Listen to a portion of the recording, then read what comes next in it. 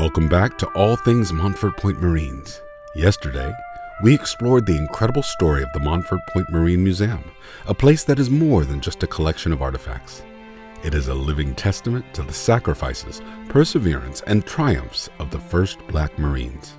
Today, we turn our focus to a warrior whose name is etched in the annals of Marine Corps history. A Marine whose acts of bravery, resilience, and leadership made him the most decorated Montford Point Marine of all time. This is the story of Sergeant Major Lewis Roundtree. Born in Cathwood, South Carolina, Lewis enlisted in the United States Marine Corps in 1948 and trained at the Montford Point Camp, a segregated facility where Black Marines endured unimaginable challenges, yet emerged as warriors who would change the face of the Marine Corps forever. Roundtree's path would take him from the frozen battlefields of Korea to the unforgiving jungles of Vietnam, where his extraordinary acts of valor would cement his place in Marine Corps history. In 1951, during the Korean War, Corporal Roundtree led an attack on an enemy bunker despite being wounded and having his weapon destroyed by enemy fire. Instead of retreating, he grabbed a fallen Marine's rifle and continued charging forward.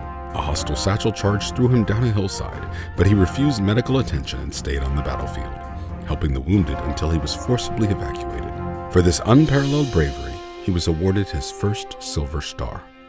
In 1965, now gunnery Sergeant Roundtree found himself in the thick of combat during the Vietnam War, serving as an assistant battalion advisor to the South Vietnamese Army.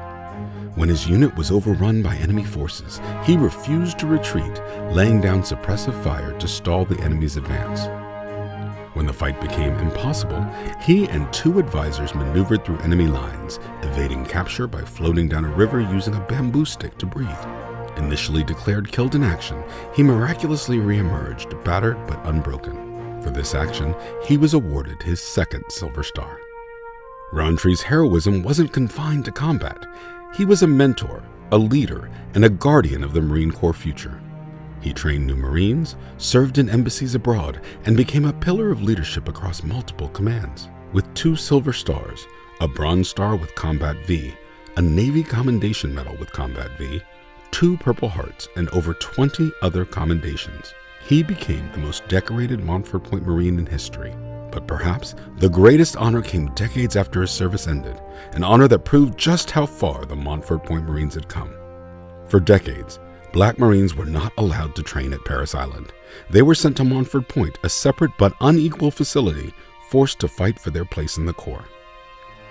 Parris Island, the birthplace of Marines, dedicated Roundtree Hall in honor of Sergeant Major Lewis Roundtree, a building that now bears the name of a man who once had to fight for the right to be a Marine.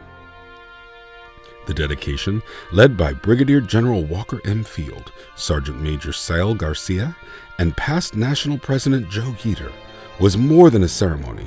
It was a full-circle moment in Marine Corps history.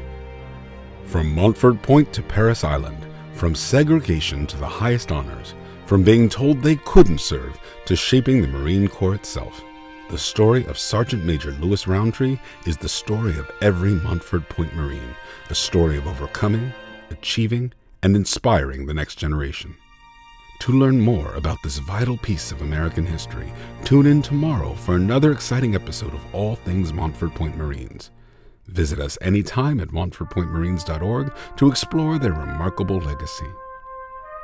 The world needs to know about the Montford Point Marines.